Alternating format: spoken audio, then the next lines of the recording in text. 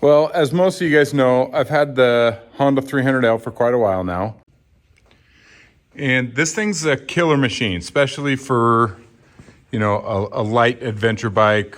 It's not really an adventure bike, more of just a dual sport, but we do a lot of big, long rides on them. And a lot of that single track. And this thing's great for a combo of road, gravel road, and single track or dirt. It's kind of a universal tool. It works really good. And I also have a 250F that's my sole trail machine. This thing is pretty dirty right now, but I ride this on pretty much just single track. It does have a street legal kit and it is plated, but that's basically just between trail and trail. And they're both killer machines. I like them a lot. The 250F is a little bit low, and a lot of the guys that I'm riding with are stepping it up to the newer trail-oriented two-strokes, like the XCW, the Yamaha YZ250X, and like the Husqvarnas. So I went ahead and did it. This is a big purchase for me here. Like the new whip? But there she is. Brand new TE 300 2024. Really excited about it. I went with the Husqvarna over the KTM and Gas just because of the seat height and seat height only. It's a little lower. My tiny little 28-inch inseam is, limits my ability to touch on the taller bikes.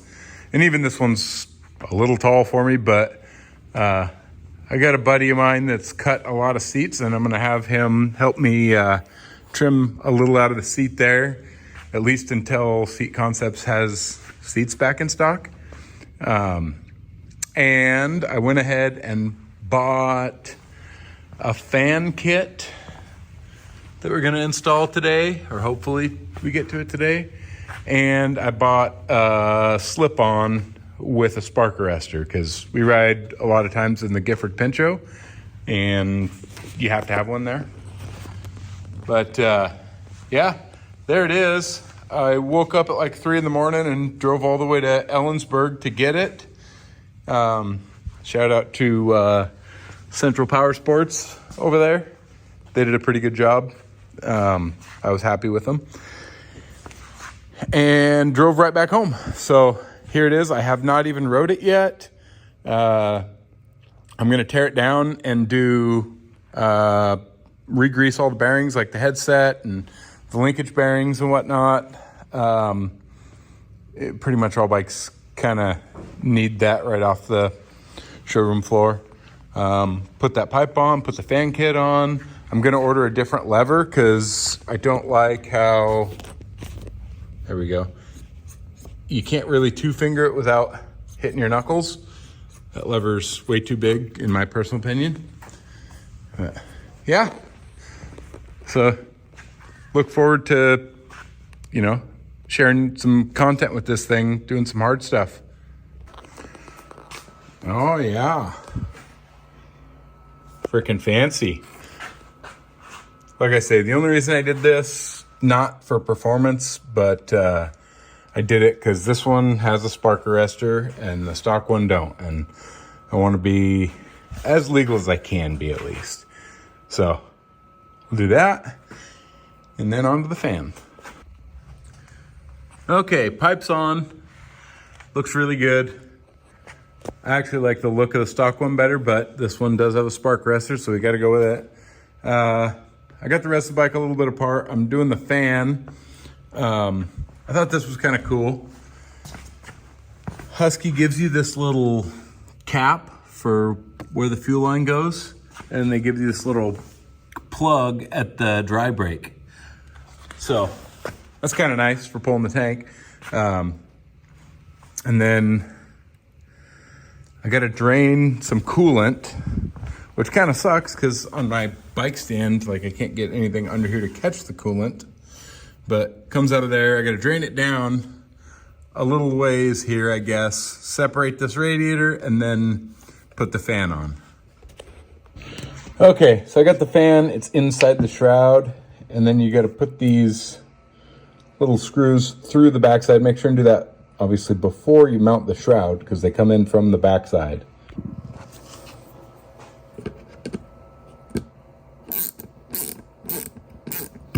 They're like the self-tapper type.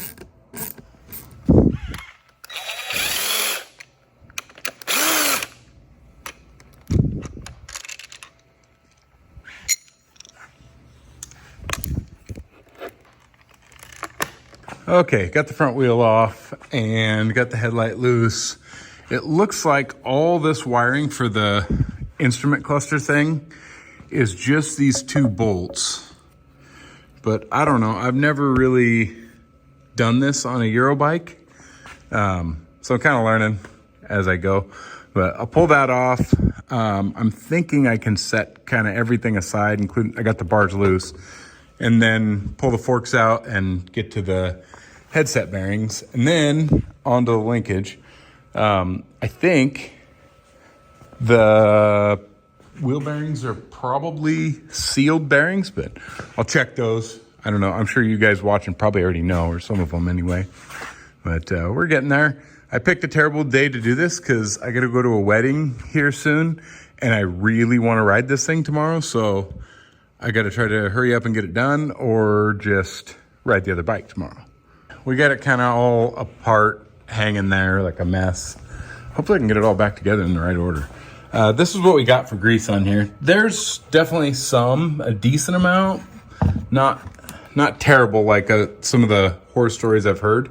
But we're definitely going to add some Maxima waterproof stuff on there to help things out. I didn't like this little bit of rust. I think that's rust. Yeah.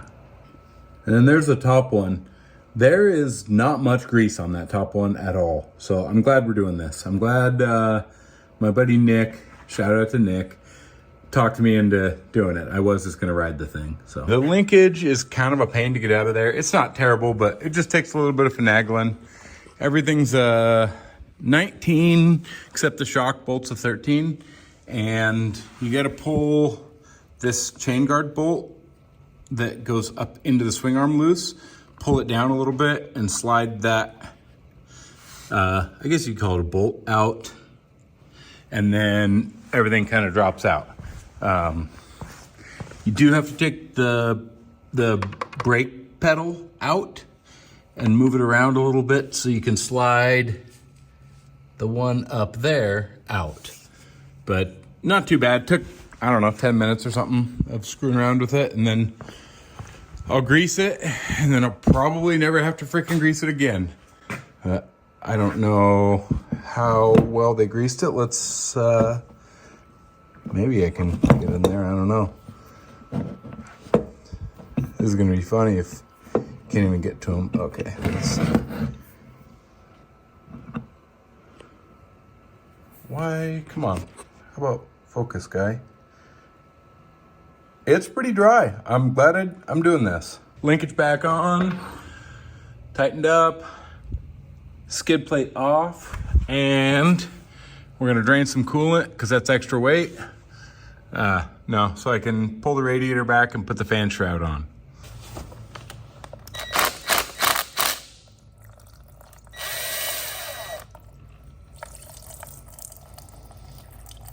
Try to do it without spilling any. Hopefully that's enough. We'll see. Here's your fan. There's like the wide side of the flange. That's the outside. The not as tall side, I guess, that's the inside. And the label goes up in order for the wire to go inside towards the motor, towards the frame. So, if you can see those little knobs, it goes right around those. See if I can break it. And then, come on. There we go. And then that's supposed to go. Oh yeah, look at that. Even lines up. And then they got like these 4 screws that they send you that are like the self-tapper style. Oh, I guess 2 of them are, 2 of them aren't. I don't know which ones go where yet. I assume the self-tappers go into the plastic. So the machine screw looking ones here, come on, there we go, are actually their own self-thread cutting. And they don't want to start very easy, especially with one hand. Oh, they're going. Yeah, there we go. Okay, the best way to get to these ones on the inside is from the left side of the bike if you were sitting on it, and with an extension, because you can't pull the radiator out far enough to get behind it. So that's what I used. So everything's back on. I aligned the front end. I watched a quick video on exactly what order to do everything in to get it all aligned perfectly with the, after taking the triple clamp off and the wheel and tire off and the forks off.